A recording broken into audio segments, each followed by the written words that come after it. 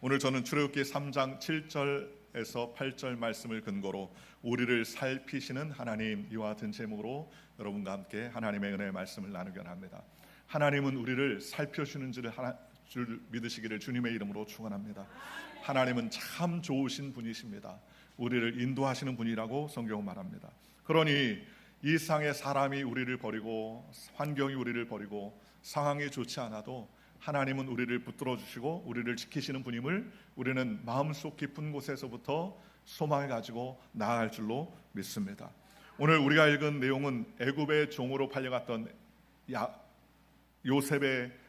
요셉으로부터 삶을 시작합니다. 요셉은 야곱의 11번째 아들로 태어났습니다. 그런데 그가 아버지의 총애를 받자 형제들이 그를 모여왔습니다. 결국 그는 종이 되어서 애굽에 팔려갔는데, 팔려간 이후에 우여곡절 끝에 무려 13년 후에 애굽의 총리가 됩니다. 고난과 역경 가운데서 애굽의 총리가 되고 큰 흉년이 왔을 때에 온 가나안 땅의 모든 사람들이 기근이 있어서 어려울 때에 요셉을 통하여서 72명의 가족들이 다 애굽 고센 땅으로 이주할 수 있었습니다. 요셉이 지혜롭게 행동하자 바로와 그의 모든 신하들이 요셉을 아주 기뻐하고 즐거워하자 애굽 땅으로 내려온 온 가족들 역시 고센 땅에서 행복한 나날을 지낼 수가 있었습니다. 그런데 시간이 지나자 새로운 왕조가 탄생하고 요셉을 알지 못하는 왕조들이 오니까 요셉의 가족들을 핍박합니다. 무려 430년 동안이나 있었던 그 가족들이 수백 년 후에 무려 300만 명이 넘는 민족으로 장성하고 번성하게 되었습니다. 그런데 보니까는 다른 민족들은 그렇지 않은데 이 히브리 민족은 점점 더 왕성하고 번성하거든요. 그러니 바로가 공문을 내려서 히브리 민족의 자녀들이 태어날 때에 사내 아이면 죽이고 여자아이면 살려두라라는 그러한 정책을 발표합니다. 그래서 남자아이로 태어나면 죽을 수밖에 없었어요. 모세는 그런 상황 가운데서 갈대 상자에 담겨져서 바로의 공주 앞에 불쌍한 히브리 자녀로 그렇게 살게 되고 왕궁에서 자라게 됩니다. 그리고 나서 대민족을 이루게 되었습니다. 그런데 모세를 통해서 애굽을 구원하려 했지만 모세의 힘으로는 될 수 없었습니다. 오히려 그는 사람을 죽이고 피신하며 떠날 수밖에 없었습니다. 그런 환경과 상황 가운데서도 하나님은 모세의 나이 80이 됐을 때 하나님 모세를 부르셨습니다. 그리고 내 백성을 이 땅에서 건져내라 라고 말씀해 주셨습니다. 건져내는 이유가 뭐냐? 하나님께서 그 백성을 살피시고 보호하시는 말미암아 애굽에서 고난과 고통을 받는 이스라엘 백성을 건져내시겠다고 하나님께서는 결정하고 계시다는 것입니다. 우리가 믿고 섬기는 하나님은 이스라엘 백성뿐만 아니라 오늘 저와 여러분을 살펴보시고 우리를 붙잡아 주시고 우리를 인도하시는 분임을 기억하시기를 주님의 이름으로 축원합니다. 이스라엘 백성을 애굽에서 건져내신 것 같이 오늘 저와 여러분도 은혜와 사랑으로 하나님께서 붙잡아 주시고 우리를 건져주시고 우리를 위로해 주시고 우리를 인도하시는 분이라고 성경은 말씀해 주셨습니다. 한마디로 하나님은 우리를 살펴주는 하나님이라는 거예요. 그러니 얼마나 감사합니까? 그렇다면 하나님은 이스라엘 백성과 저와 여러분을 어떻게 살피시고 계실까요? 첫째로 하나님은 우리를 보고 계시는 하나님이라고 성경은 말씀해 주셨습니다. 오늘 출애굽기 3장 7절에 말씀하십니다. 야훼께서 이르시되 내가 애굽에 있는 내 백성의 고통을 분명히 보고라고 성경은 말씀해 주셨습니다. 하나님은 이스라엘 백성들이 그곳에서 고통스럽게 억울하게 종사하며 힘이 들게 살아가는 그 모든 것을 하나님은 보셨다고 성경은 말씀해 주셨습니다. 여러분의 자녀들이 아장아장 걷고 태어났을 때 온 시각과 눈이 다 아이에게 향하지 않습니까? 걸음마를 뗀 아이에게 가 있습니다. 넘어지지 않을까 관심을 가지고 온 관심과 마음을 그 자녀에게 머물러 있는 것 아니겠습니까?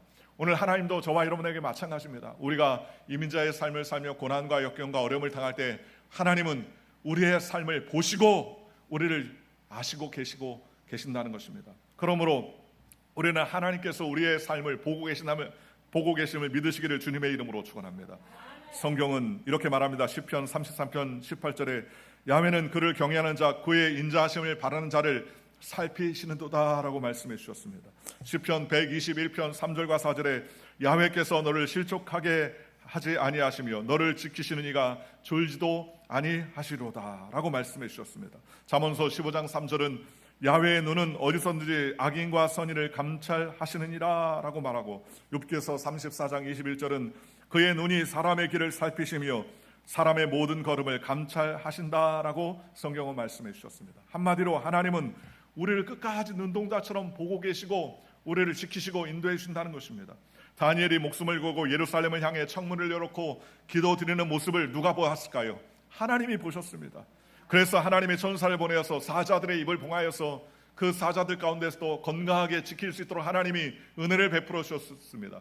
또 다니엘의 친구 사드락 메사 아벳느고가 왕 앞에 왕이여 우리가 섬기는 하나님이 능히 불 가운데서 우리를 건져내시겠습니다. 그러나 그리하지 않아도 우리는 하나님만을 섬길 줄 왕은 없어서라는 믿음의 고백을 했을 때 누가 보셨을까요? 바로 하나님이 보고 계셨습니다.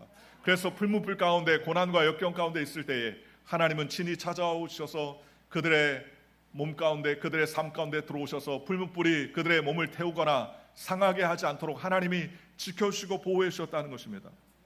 시편 139편 1절에 이렇게 말합니다. 야훼여 주께서 나를 살펴보셨으므로 나를 아시나이다 라고 성경은 말씀해 주셨습니다. 시편 94편 9절은 이렇게 말합니다. 귀를 지으신 이가 듣지 아니하시랴 눈을 만드신 이가 보지 아니하시랴 라고 성경은 말씀합니다. 어떤 학생 하나가 학교를 마치고 동네를 쭉 가는데 논두렁 밭두렁 길을 쫙 가는데 보니까는 전선 구리선이죠. 구리선이 잔뜩 떨어져 가지고 말려 있더라는 겁니다. 주위를 싹 동서남북을 살아봐도 사람은 없어요. 사람은 없는데 요 구리선을 가져다가 고물상에 팔아먹으면 상당히 엿을 바꿔먹을 수 있겠다 생각을 했습니다. 남도 보고 북도 보고 서도 보고 동도 착 보니까 아무도 없어요. 그래서 구리선을 주섬주섬 막 빈자루가 있길래 빈자루에 다 담아가지고 막 짊어지고 떠나려고 했더니 소리가 들리더라는 거예요. 이놈아 왜 구리선을 함부로 가져가냐 그러면서 소리가 나더라는 겁니다. 그래서 어디서 나나 하늘 쳐다봤더니 전봇대 위에 작업하시던 분이 구리선을 정리하고 다 잘라서 떨어뜨리고 내려놨는데 전봇대 위에서 쳐다보시면서 너 왜 구리선을 함부로 훔쳐가냐? 가만 놔둬라 이놈아. 그래서 소리를 깜짝 놀라서 구리선을 놓고 도망갔다는 겁니다. 동서남북 사람이 안 보이는 것 같아도 전봇대 위에서 보는 것처럼 하나님 우리를 잘 살펴보시는 거예요. 하나님 우리를 불꽃 같은 눈동자로 보고 계신다는 것입니다. 그러므로 주님이 우리를 보고 계세요. 그에게 얼마나 소망이 넘칩니까? 우리가 연약하고 어렵고 힘들고 어려워도 하나님이 우리를 살펴보신다고 성경은 우리에게 말씀해 주셨습니다. 그러니 얼마나 감사합니까? 오늘 성경에 말씀하시기를 내가 애굽에 있는 내 백성의 고통을 분명히 보고라고 성경은 말했습니다. 나의 고통을 주님이 보고 계십니다. 나만 겪는 고난이라고 생각하지 마십시오. 하나님은 우리의 삶을 다 보시고 아시고 주님께서 우리를 지켜주시고 보호해 주시는 분이신 줄 믿으시기를 주님의 이름으로 축원합니다. 미국의 기독교 베스트셀러 작가였던 맥스 루케이도는 위로라는 책에서 이와 같은 내용으로 소개합니다. 하나님은 우리를 위하여 일하십니다. 옆을 돌아보십시오. 하나님이 우리를 보고 응원하십니다. 결승선을 넘어보십시오. 하나님이 우리를 보고 박수치고 계십니다. 계속 달리는데 지쳤습니까? 하나님이 안고 가십니다. 계속 싸우기에 낙심하십니까? 하나님이 붙들어 주십니다. 하나님이 우리를 위해 주십니다. 할렐루야 이렇게 이야기하더라는 것입니다. 아무리 괴롭고 힘들어도 나만 겪는 것 같아도 누가 보십니까? 하나님이 다 보고 계십니다. 하나님이 우리를 다 지켜주시는 것입니다. 하나님이 우리의 모든 것을 다 살펴주시는 것입니다. 그러니 주님께서 다 우리의 모든 것을 책임져 주시는 것을 믿으시기를 주님의 이름으로 축원합니다. 두 번째로 우리를 살피신 하나님이 우리를 어떻게 살피시느냐, 오늘 성경에 보니까 우리의 기도를 들으신다고 성경은 말씀해 주셨습니다. 오늘 3장 7절에 그들이 감독자로 말미암아 부르짖음을 듣고 라고 말했습니다. 이스라엘 백성들이 중노동을 합니다. 민족이 너무너무 번성하니까 애굽 바로 왕부터 시작해서 모든 고관들이 저 히브리 민족을 어떻게든지 말살시켜야 되겠는데 그냥 죽이면 안 되니까 고욕과 어려움 가운데 내보내라. 그래서 매일같이 벽돌을 만들고 또 고통 가운데 있습니다. 그 당시에 피라밋과 스핑크스나 이런 모든 것들이 그 당시 히브리 노예들의 노력으로 인하여서 지어진 것 아니겠습니까? 그러니 때리고 중노동을 시킵니다. 밤마다 그들이 집으로 돌아와서 하나님 앞에 울고 불고 탄식하며 하나님 우리를 이 절망 가운데서 건져주시옵소서, 이 노역 가운데서 건져주시옵소서, 우리의 신음소리를 듣지 않으십니까? 하나님께 그렇게 기도하고 있었습니다. 시편 34편 15절에 야훼의 눈은 의인을 향하시고 그의 귀는 그들의 부르짖음에 귀를 기울이시는도다 라고 성경은 말씀해 주셨습니다. 34편 6절에 이 곤고한 자가 부르짖음에 야훼께서 들으시고 그의 모든 환난에서 구원하셨도다 라고 성경은 말씀해 주셨습니다. 우리 하나님 어떤 하나님이냐? 다 듣고 계시는 하나님이에요. 우리의 삶을 들으시는 하나님이라고 성경은 말씀해 주셨습니다. 그러니 땅이 꺼져라 한숨을 쉬어도 하나님은 다 듣고 계십니다. 우리가 절망 중에 낙심하고 낙담해도 하나님은 다 듣고 계시는 것입니다. 시편 130편 1절 2절에 야훼여 내가 깊은 곳에서 주께 부르짖었나이다.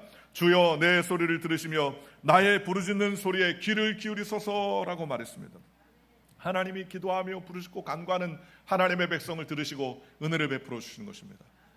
우리나라가 가난하고 못 살고 어려울 때 6.25 동란이 일어났습니다. 무려 70년이 훨씬 더 되는 그런 6.25 동란이 일어났는데, 그때 북한군이 쳐들어와서 정말 이 대한민국이 역사 지도상에서 사라질 위기에 있었습니다. 낙동강 전선으로 해서 부산을 중심으로 조금만 남을 수밖에 없었습니다. 그때 독실했던 크리스찬 대통령이 있었어요. 그분이 바로 이승만 대통령입니다. 그분이 마지막에 부산에 있는 모든 목사님을 모으고 그렇게 이야기했습니다. 우리 한국은 지금 풍전등화 위기에 있습니다. 지금은 장마철 비가 올 때인데 비가 오지 않아야 우리 비행기가 떠서 낙동강 유역의 적의 진지들을 폭격시킬 수 있습니다. 비가 오는 날이면 적군들이 낙동강을 건너게 될 것입니다. 그러니 이 시경에 우리가 의지할 수 있는 것은 하나님뿐입니다. 그러니 목사님들이 하나님께 기도를 드려 주십시오. 그래서 부산에 있는 중앙교회라는 곳에 목사님들이 다 모였습니다. 그리고 일주일 동안 금식하며 철야하면서 하나님께 부르짖고 기도하기 시작했습니다. 감사한 것은 하나님께서 그 기도를 응답해 주셔서 희한하게 무려 20일 동안 장마철임에도 불구하고 장마에 비가 오지 아니하고 해가 쨍쨍 내리셔가지고 무사히 다 폭격이 진행돼서 막을 수 있었습니다. 그뿐만 아닙니다. 안전보장이사회가 열려서 유엔에서 참전을 결정하는 일이 있었는데, 이사회 하나 상임이사국 중 하나였던 소련이 그날 참석해서 나 불참하면 안 되는 거예요. 왜냐하면 만장일치기 때문입니다. 그런데 그날따라 왜 그랬는지 모르겠는데 차가 막혀서 못 왔는지 무슨 일이 생겨서 못 왔는지 이 소련 대표가 참석하지 못했습니다. 그래서 참가하기로 결정해서 16개 나라의 젊은이들이 한국이 어딘지 모르고 대한민국이 어딘지 모르는데도 와가지고 우리나라에 와서 피를 흘리면서 우리나라를 지켜주었습니다. 결국 인천 상륙전쟁을 성공하고 그 모든 것이 성공한 이후 자유 대한민국이 안전에 처할 수 있었습니다. 그때 6.25 전쟁 때 대통령의 부인이었던 프란체스코 여사가 쓴 일기에 이렇게 기록되어 있습니다. 한밤중에 침대에 엎드려 하나님, 이 미련한 늙은이에게 보다 큰 능력을 허락하시어 고통받는 내 민족을 올바로 이끌 수 있는 힘을 주시옵소서 하고 기도하는 대통령의 모습을 보면 나도 모르게 눈물이 뺨을 타고 흘러내렸다. 고난의 역사를 지고 가야 하는 민족의 지도자의 그 무거운 어깨를 누가 100분의 1이라도 이해할 수 있을 것인가. 하나님, 우리를 불쌍히 여기사 큰 힘을 내려 주시옵소서. 그렇게 대통령이 기도하고 지도자들이 기도하고 목회자들이 기도해서 대한민국이 공산화되지 아니하고 지금 이렇게 은혜 가운데 살아올 수 있었습니다. 지금은 남부럽지 않은 나라가 되어서 경제 대국이 되고 모든 나라들이 다 대한민국을 정말 흠모하는 나라가 됐습니다. 최근에 요즘에 캐덴이라고 K-팝 데몬 헌터스라는 만화 영화가 아주 대박을 쳐가지고 지금 아주 절찬리에 상영되고 있는데, 많은 사람들이 거기에 나온 음악을 듣고 빌보드 차트에 많은 사람들이 듣고 한국이 더 유명해지게 되더라는 겁니다. 제가 1994년도에 일본에 선교사로 1년 있을 때 그때 기억이 납니다. 한국 사람들이 상당히 무시를 당했습니다. 왜냐하면 많은 노동자들이 돈을 벌기 위해서 교토나 오사카 지역에 많이 거주했었는데, 제가 그때 전도사로 있을 때에 영번지라는 곳에 신방을 갔어요. 그 지역이 왜 영번지냐? 주소가 없어서 영번지입니다. 개천을 따라서 판잣집을 세워놓고 거기서 하루하루 먹고 사는 거예요. 노동자들이 거기서 하는데 비자도 없고 일할 수 있는 그런 정식 비자를 없었습니다. 지금으로 치면은 불법 체류자나 마찬가지죠. 거기서 예배를 드렸던 기억입니다. 제가 가서 예배를 드리는데 전사님, 여기가 영번지입니다. 왜 영번지입니까? 여기는 주소가 없어요. 여기는 우표를 편지를 보내고 싶어도 주소가 없어서 보낼 수가 없습니다. 그때만 해도 우리나라가 연약하고 힘들어서 상당히 한국 분들이 일본에 와서 일할 때 무시를 많이 당했습니다. 그런데 지금 어떻습니까? 지금 국가 GDP나 이런 모든 총생산이 일본을 넘었습니다. 지금 일본의 중학생이나 고등학생들은 한국을 너무 그리워하고 한국을 닮아가게 하고 한국 화장품을 쓰고 한국 노래를 부르고 한국말은 최소한 몇 개씩은 할 줄 아는 그러한 학생들이 굉장히 많아졌습니다. 하나님께서 대통령의 기도를 들으시고 민족의 지도자들이 하나님 앞에 엎드려 기도하니까 하나님께서 그의 기도를 들으시고 이 민족을 주님께서 불쌍히 여기시고 살려주신 것입니다. 그러니 우리는 하나님을 의지하고 하나님만 바라보는 믿음의 백성이 되시기를 주님의 이름으로 축원합니다. 하나님은 다 들으시는 거예요. 하나님께서 우리의 삶을 책임져 주시고 붙잡아 주시는 것입니다. 그러므로 하나님께서 우리의 삶을 지켜주시고 붙잡아 주신다는 사실을 기억하시는 저와 여러분들 되시기를 주님의 이름으로 축원합니다. 세 번째로 우리 하나님은 어떤 하나님이냐? 우리의 어려움을 다 아시는 하나님이라고 성경은 말했습니다. 오늘 성경 3장 7절에 그 근심을 알고라고 성경은 말씀해 주셨습니다. 하나님이 우리의 모든 것을 다 아십니다. 우리의 생각도 아시고 우리의 삶의 모든 문제도 아시고 우리의 모든 상황을 다 아십니다. 그러니 하나님이 우리를 붙잡으시고 우리를 건져주셔야 됩니다. 마태복음 10장 30절에 너희에게 머리털까지 다 세신 바 되었나니 라고 성경은 말했습니다. 하나님은 우리의 머리카락까지 다 세신 바 되시고 우리를 다 아신다는 것입니다. 열왕기상 8장 39절에 주는 계신 곳이 하늘에서 들으시고 사하시며 각 사람의 마음을 아시오니 그들의 모든 행위대로 행하사 갚으시옵소서라고 말씀하셨습니다. 우리가 연약하고 부족하고 못된 성격도 있고 거짓말도 잘하고 또 남을 비판할 때도 많이 있습니다. 그러나 이런 허물이 많음에도 불구하고 하나님이 우리를 불쌍히 여기시고 우리를 지켜주시고 우리를 보호해 준다고 성경은 우리에게 말씀해 주셨다는 것입니다. 그러니 하나님은 우리의 모든 것을 다 아십니다. 우리를 붙잡아 주는 것입니다. 그러니 우리는 온전히 하나님께 나아가는 저와 여러분들 되시기를 주님의 이름으로 축원합니다. 저희가 매주 토요일마다 평강공주 사역을 줌으로 합니다. 고난의 행군 시절에 북한의 노동자들이, 북한에 사는 사람들이 너무너무나 가난해서 탈북을 해요. 그래서 중국으로 넘어가서 인신매매 팔려갑니다. 여성들이 많이 팔려갔어요. 그 팔려가면 어디로 가느냐? 농촌에 결혼 못한 그런 시골 촌부들에게 가서 거기서 삶을 삽니다. 한편으로는 식모로, 한편으로는 노동자로, 한편으로는 그 집에 자녀를 낳아주는 그런 아주 팔려가가지고 고통과 가진 고통을 해요. 어제도 우리가 평강공주 사역을 하는데 어제 새로운 분이 들어오셨습니다. 한 1년, 예수 믿은 지 1년 되신 분인데 나이가 젊으세요. 40년 40 됐습니다. 1986년생인데 이분이 하나님을 경험하고 하나님께서 당신의 삶을 인도하신 것을 한번 같이 나누라고 했더니 이분이 하는 말이 자기가 북한에 있을 때 17살 때에 초등학교를 졸업을 했답니다. 너무 가난해서 초등학교도 제대로 나올 수 없어서 무려 17살 때 고등학교를 졸업했는데 고등학교를 졸업하자마자 북한은 여자들도 군복무를 해야 돼서 군복무를 하게 됐답니다. 4년 군복무를 하는데 4년 군복무하면 끝나는데 자기가 있는 그 동안에 군복무 기간이 8년으로 늘어났대요. 8년으로. 그래서 18살 때 군복무하러 들어가서 8년 동안 의무복무를 마치고 제대하니까 26이 됐는데 보니까 아버지가 돌아가시고 없더라는 거예요. 어머니도 안 계시더라는 거예요. 어머니가 어디 갔나 했더니 중국으로 뭐라도 먹고 살겠다고 일하러 가셨다는 거예요. 그리고 오빠들도 다 죽고 없더라는 겁니다. 그래서 어떻게 남자를 만나서 결혼해서 사는데 아이를 하나 낳습니다. 3개월 됐는데 도저히 살 수가 없더라는 거예요. 먹고 살 길이 막막해서 이러다가 굶어 죽겠다 생각을 하고 아이를 들쳐업고서 두만강을 건너서 중국 땅에 가서 무엇이라도 먹을까 해가지고 길을 떠나게 되는데 두만강 중에서 제일 얕은 곳에서 건너려고 가는데 보니까는 저 불빛 앞에 초소들이 있는데 아이를 업었는데 아이가 3개월 됐으니 얘가 뭐 압니까? 그러니 자다가 깨가지고 응애 하면 그냥 걸려가지고 죽는 거예요. 그러니 너무너무나 발이 후들거리고 떨리더라는 겁니다. 그때 그가 마음속에 하나님이 계시다면 나를 좀 불쌍히 여겨주세요. 지금 아이가 깨면 나도 죽고 아이도 죽고 다 끝장납니다. 그러니 내 아이가 곤히 잠들어서 이 시간에 일어나지 않게 해주시고 울지 않게 해달라고 그런 마음속으로 눈물 흘리면서 기도를 했다고 합니다.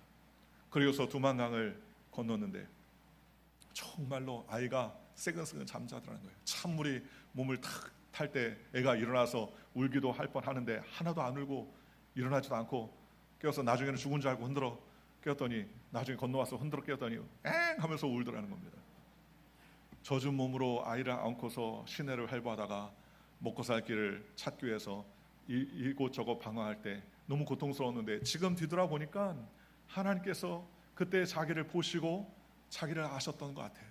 그래서 나를 이곳까지 인도해 주셔서 하나님께서 하나님을 알고 하나님을 만날 수 있도록 은혜를 베풀어 주셨다고 그렇게 고백합니다. 여러분, 우리의 인생길에 나 혼자 걷는 고난인 것 같아도 하나님이 우리를 살펴주시고 하나님이 우리를 붙잡아 주십니다. 하나님께서 우리를 채워주시는 것입니다. 그러니 어떤 상황 환경 가운데서 우리는 낙심하지 말아야 됩니다. 왜냐하면 하나님은 그 근심과 고통을 아시고라고 성경은 말씀해 주셨습니다. 우리는 어떤 경우에서든지 하나님을 의지하고 하나님께 나아가야 됩니다. 어떤 상황과 어려움 가운데서 하나님께서는 우리를 지켜주시고 보호해 주시는 분이심을 믿어야 된다는 것입니다. 시편 121편 1절과 2절은 이렇게 말합니다. 내가 산을 향하여 눈을 들리라. 나의 도움이 어디서 올꼬? 나의 도움은 천지를 지신 야훼에게서로다 라고 성경은 말씀해 주셨습니다.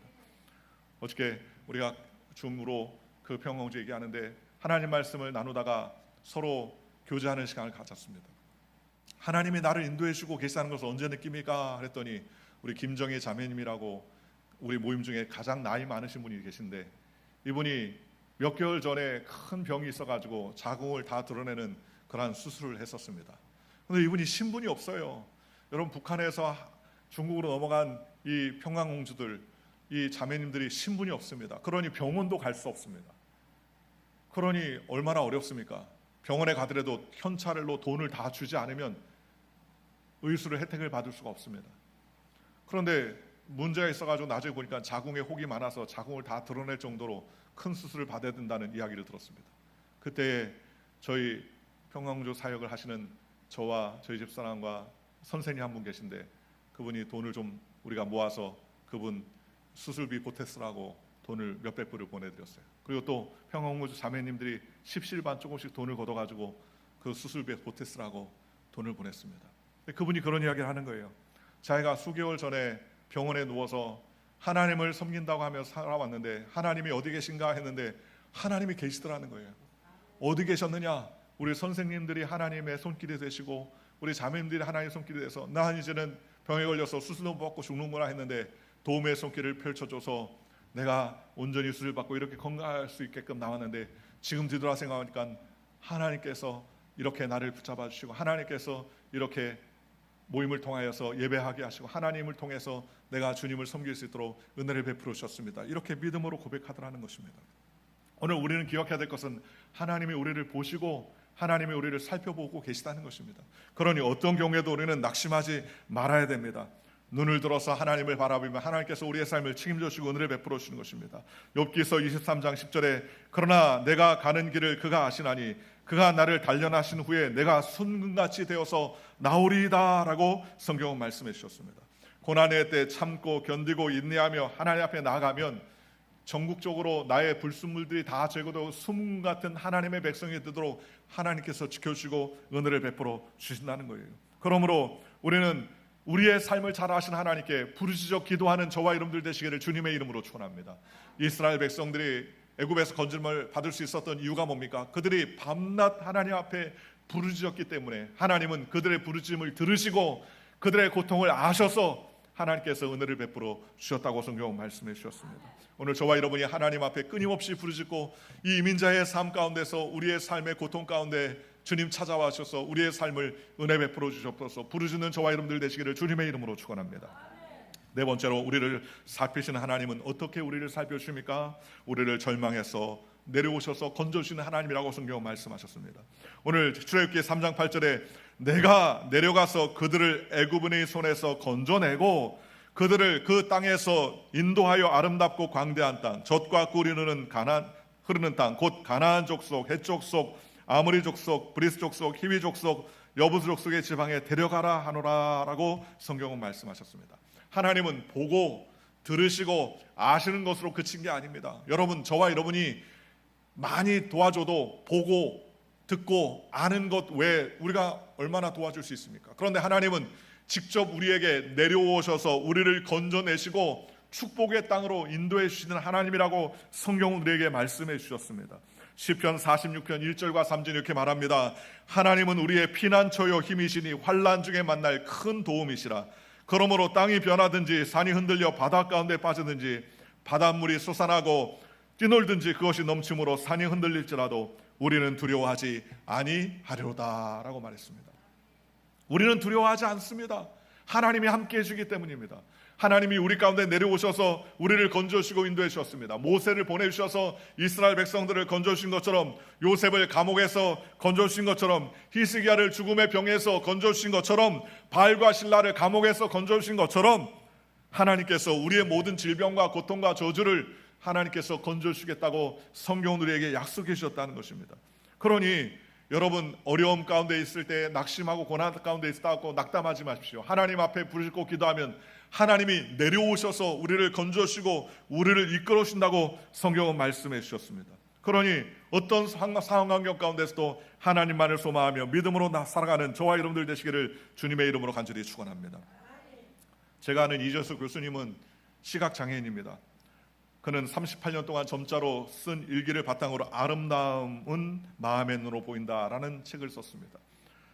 미랄 세계연합회 대표로서 세계 6억의 장애인을 돕는 일을 앞장서고 계십니다. 독한 장애인을 돕기 위해 노력하고 있습니다.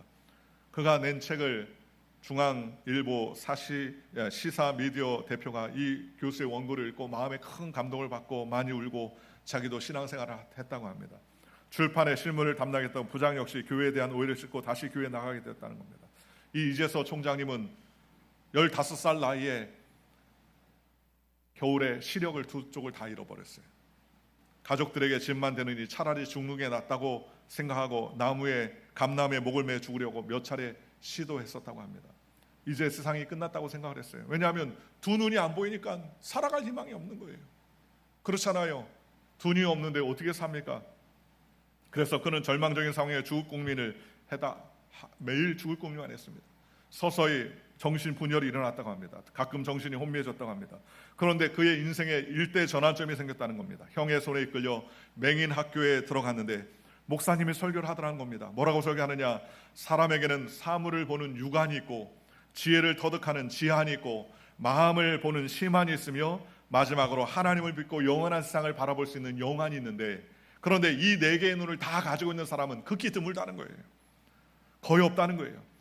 대부분 한 가지씩은 늘 부족하다는 거예요. 육안에 있으면 영안이 없고, 영안이 있으면 지한이 없고, 이런 여러 가지 네 가지의 눈을 다 가진 사람 없는데, 그런데 한 가지 부족한 시각장애인하고 비록 육신의 눈을 잃었어도 나머지 세 개의 눈이 밝으면 진정한 건강한 사람이라고 그렇게 설교를 하더라는 겁니다. 그 말씀을 듣는 순간 그가 큰 깨달음을 받았어요. 그래, 나는 네 가지의 눈 중에서 육신의 눈만 멀었지 나는 지한을 뜨겠다, 나는 심한을 뜨겠다, 나는 하나님을 바라볼 수 있는 영안의 눈이 열려주겠다 라고 마음에 작정하라고 환희로 가슴이 벅찼다고 합니다. 그러면서 그는 1973년 여의도 광장에서 열렸던 빌리 그레엄 목사님 집회에 참석 후에 인생이 180도로 바뀌었어요. 하나님을 주인으로 섬기고 이제 성령님의 역사를 느끼고 그는 우울한 마음이 사라지고 미래에 대한 비전을 품게 되었다고 합니다. 그는 마음속에 장애에 대한 선교의 꿈을 꾸었다고 합니다. 나 같은 장애인들이 하나님을 알 수 있는 영안이 열릴 수 있도록 나는 공부해야 되겠다 생각을 했습니다. 그래서 한국의 미랄 선교단을 창립했습니다. 그리고 미랄 선교를 위해서 전국을 감당하고 전 세계를 펼치는 꿈을 가지고 있었습니다. 그분은 미국에 유학을 하면서 10년 동안 피나는 공부를 하여 박사가 되어 지금 미랄을 위해서 섬기는 그러한 사람이 됐습니다. 수많은 고통과 어려움이 있었지만 하나님께서 결국 그를 꿈으로 인도해 주셔서 가나안으로 이끌어 주셨습니다. 하나님은 수많은 사람들을 통해서 그를 도와주었습니다. 그는 한국에 오면서 조용히 노트 한 권을 꺼내 들었습니다. 아들이 무슨 책이에요 아빠라고 물어보면 10년 동안 내가 미국에서 공부할 때 나를 도와준 사람들의 이름이 적혀 있단다. 내가 미국에서 잘 살 수 있도록 도와준 분이 있어 라고 이야기합니다. 그런데 아빠 왜 지금 그것을 꺼내요? 그랬더니 그분들을 나는 잊지 않기 위해서 점자로 된 책에 이름을 새겨놓았단다 라고 이야기했다는 겁니다. 그는 이렇게 말합니다. 실명 그것은 나에게 큰 고통이었지만 그것이 또한 나에게 축복이었습니다 라고 얘기했습니다. 실명 때문에 울었지만 실명 때문에 하나님 앞에서 웃었습니다. 실명 때문에 절망했지만 실명 때문에 희망을 알았고, 실명은 내게 모든 것을 앗아갔지만 실명 때문에 내게 모든 것을 가져다 주기도 했습니다. 이제 알게 되었습니다. 실명은 내게 축복에 이르는 길이었습니다. 나는 장애인이었기 때문에 장애인의 사역에 사명과 의무감을 가질 수가 있었습니다. 그는 고난은 이메일 오듯이 빠르게 오지만 그에 대한 설명서는 배를 타고 천천히 옵니다. 낙심하지 말고 기다리면 배가 도착해서 설명서를 받아 읽을 날이 반드시 올 것입니다 라고 이야기했습니다. 하나님은 우리의 삶을 기꺼이 인도해 주시고 우리를 어려움 가운데서 건져주신 하나님이라고 성경 말씀해 주셨습니다. 여러분, 우리가 삶을 살 때 고난과 역경을 만날 때 낙심하지 말아야 됩니다. 하나님께서 우리를 지키시고 보호해 주십니다. 인내하며 하나님을 붙잡으면 하나님께서 책임져 주세요. 생각해 보십시오. 38년 된 병자가 무려 38년 동안 베데스다 연못이 동하기를 기다렸습니다. 만약에 그가 37년째 아이고 더 이상 못 기다리겠다 하고 포기했다면 그는 38년째 예수님 만날 수 없었을 것입니다. 그러나 38년 동안 기다렸을 때 예수님께서 그에게 나타나셔서 이렇게 말했습니다. 예수께서 그 누운 것을 보시고 병이 벌써 오랜 줄 아시고 그러면서 말씀하시기를 일어나 내 자리를 들고 걸어가라 라고 선포하자 그는 물의 동에서 치료받지 아니하고 예수님 말씀에 순종함으로 말미암아 치료받았습니다. 12회를 혈우증을 앓던 여인이 있습니다. 12년을 혈우증을 앓았어요. 그 당시에 혈우병은 문둥병과 같이 불치병으로 부정하다고 해서 가정에서도 마을에서도 쫓겨나게 되었습니다. 그런데 그는 12년 동안이나 수많은 돈을 들이고 많은 의원을 만났지만 병이 더 중하여지고 병은 깨끗하게 낫지 않았었습니다. 만약에 그 의원이 11년째 살다가 더 이상 못 해먹겠다 하고 포기했다면 그는 예수를 만나지 못했을 것입니다. 그런데 12년째 예수를 만나서 치료함 받고 깨끗함 받았습니다. 예수님은 말씀하시기를 따라 안심하라 내 믿음이 너를 구원하였느니라 라고 말씀해 주셨습니다. 오늘 저와 여러분이 하나님의 앞에서 이와 같은 말씀을 들을 때까지 부르짖고 하나님 우리를 건져 주시옵소서, 우리를 붙잡아 주옵소서 기도하는 주의 백성이 되시기를 주님의 이름으로 축원합니다. 이민자의 삶이 아무리 어렵더라도 하나님은 우리를 붙드시고 우리를 지켜주시는 것입니다. 그러니 여러분, 하나님은 우리를 보십니다. 하나님은 우리를 들으십니다. 하나님은 우리를 아시고 우리를 위해서 내려오시고 우리를 위해서 건져주신 하나님이라고 성경 말씀해 주셨습니다. 사랑하는 성도 여러분, 여러분의 삶 가운데 어떤 어려움이 있다 할지라도 우리를 보시고 들으시고 아시고 우리에게 내려오셔서 우리를 건져주신 하나님이라는 사실을 기억하고 철저하게 주님만 의지하며 믿음으로 나아가는 저와 여러분들 되시기를 주 예수의 이름으로 간절히 축원합니다. 기도하겠습니다.